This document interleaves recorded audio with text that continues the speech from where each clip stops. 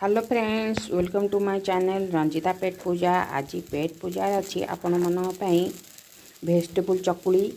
तेरे चलतु बनवा को भेजिटेबल चकुली ये बिरी चाउलर बटा नहीं। टमाटो को छोट छोट कर काटिक नहीं, धनिया पत्र, पियाज, बंधाकोबी, बीन को छोट छोट कर काटिक नहीं जाइए। किसी काटिक कंचा लंका को नहीं।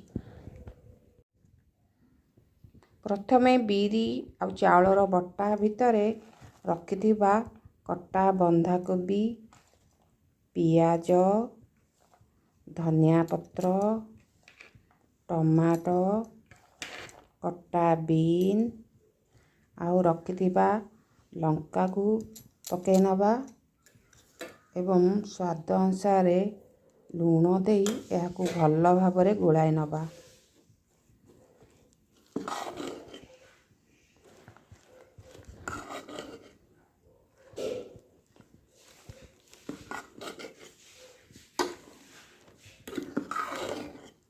देखु फ्रेंड भल भाव मुझे गोली नहीं। एबे चलतु पिठा बन नवा।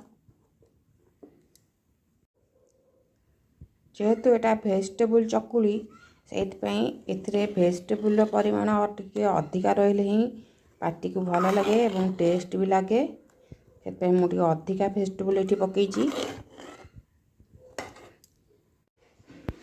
ये फ्रेंड मु गोटे टावा बसई देती आथिरे किसी सोरिष तेल को देदेवी। सोरिष तेल ये पिठाटी टेस्ट बहुत भल आसता है आ बास्ना भी भल होता है। सोरिष तेल को यूज करुँगी। सोरिष तेल दे यहीपरि भाव किसी आणु को दबा।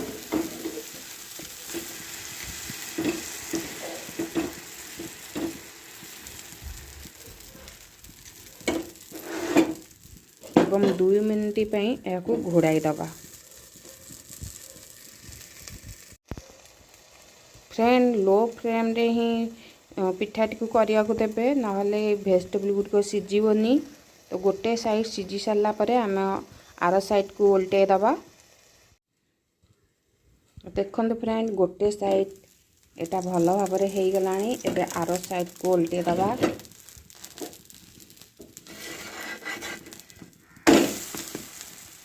पुणी यह 2 मिनिट घोड़ाई नवा।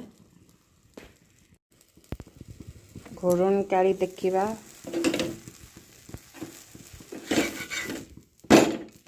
भल भाव हो जाए। अल्प टिके सोरिष तेल दे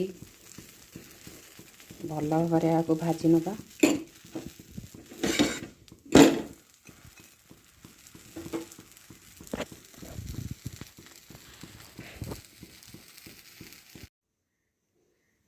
फ्रेंड्स तैयारी हो गला। एबे आम भेजिटेबल चकुली देखा यह जी सुंदर खावा बहुत टेस्टी लगे।